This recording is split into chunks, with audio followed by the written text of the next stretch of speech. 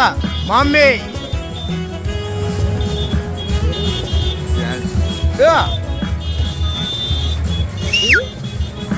Egaa guyyaan irraa guyyaa gammachuu obboleessa keenya kabajamoo fi jaalatamoo arsicha Maammee ammas obboleettii keenya kabajamtuu fi jaalatamtuu Leensaa guyyaa itti isaan lamaan wal harkatanidha. Guyyaan kun halkanirraa ammaan tana yeroo itti aruuza isaanii gaggeessaa jiru tokkoon cidha isaanii yeroo itti karaa deemaa jiru aruuzi isaanii kunoo kana fakkaataa viidiyoo yeroo isaan karaa deemaniiti kun.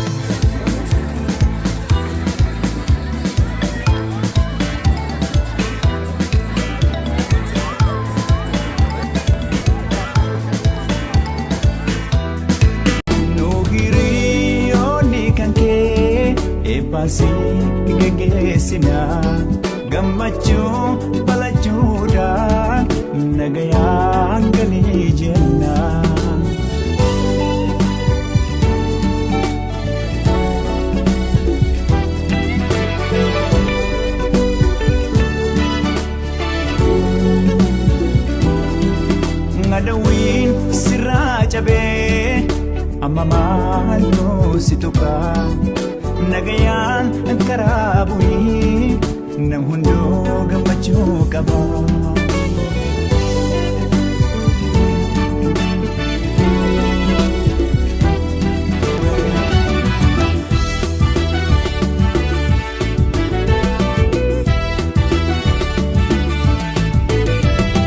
Tolchesi ume sittin kusanne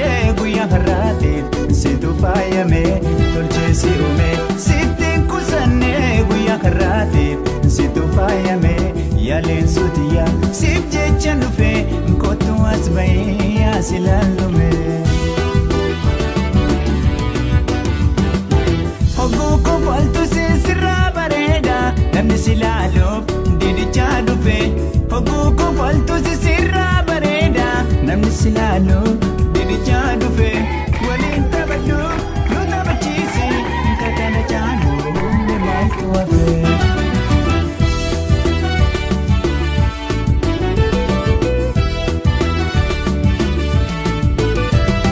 Tolchesi ume sittin kusanne guyyaa har'aatiin situ faayame.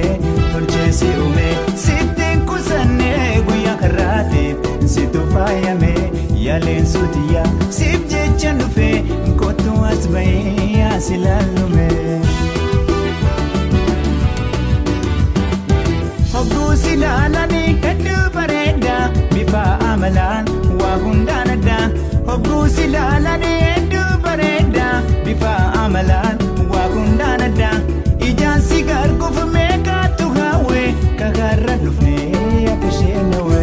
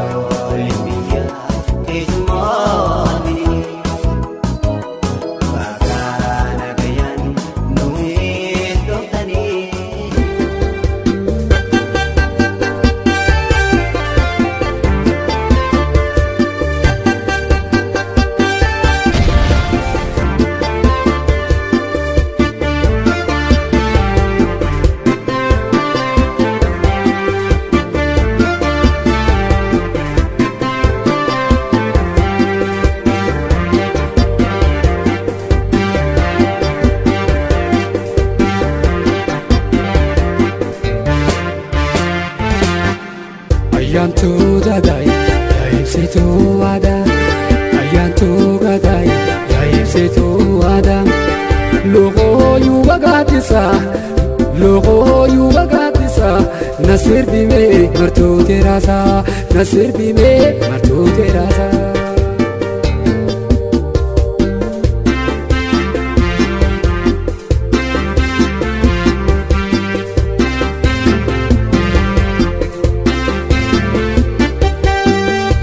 Shanawaatai buusan maqaan sumaa guruun odeeffadhee mootiin duraasuma saalee adeen faayaa galuu mooraa ibsaa siitoo faaya biyya ijaaniin si tiksaa.